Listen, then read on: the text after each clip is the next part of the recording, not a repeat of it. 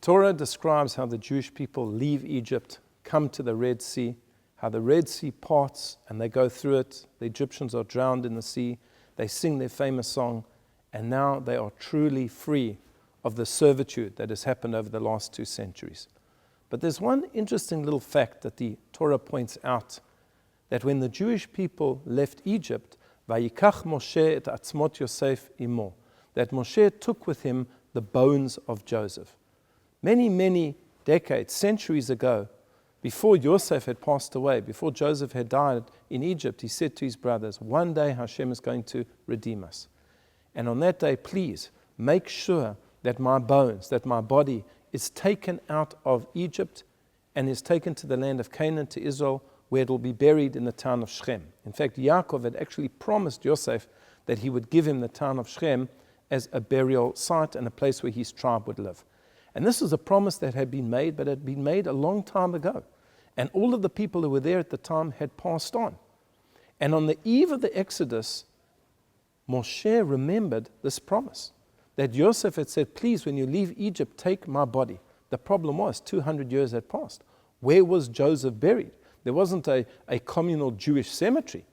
Not only that, but according to our tradition, Pharaoh had actually hidden the body of Joseph and nobody knew where it was. And Moshe was in a complete panic. And he was running around, and eventually they said to him, there's a very, very elderly woman here. Her name is Serach bat Asher. She's lived for a very long time, and she might know the location of where Joseph is buried.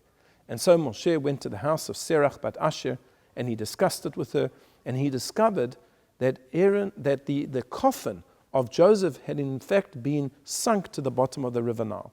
He was able to retrieve it, and in the morning, when all of the Jewish people, when all of the Israelites left Egypt, he took with him the coffin of Joseph, and this accompanied the Jewish people on their entire trek through the wilderness until eventually, when they came into the land of Canaan, he was buried there.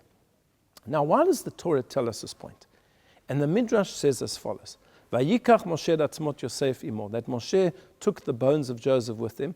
This teaches us Chacham leiv yikach mitzvot, quoting a verse in Proverbs where it says, the person who is wise of heart will try to acquire mitzvot. And we have to understand what this means in the context of what was going on. Imagine that night, imagine the scene. The Jewish people have been told, tomorrow morning you are going. Pack all of your stuff, you're not coming back.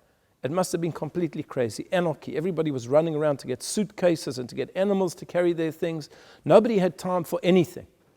And during all of this, what is Moshe thinking about? He's not thinking about his own provisions. He's not even thinking about his family.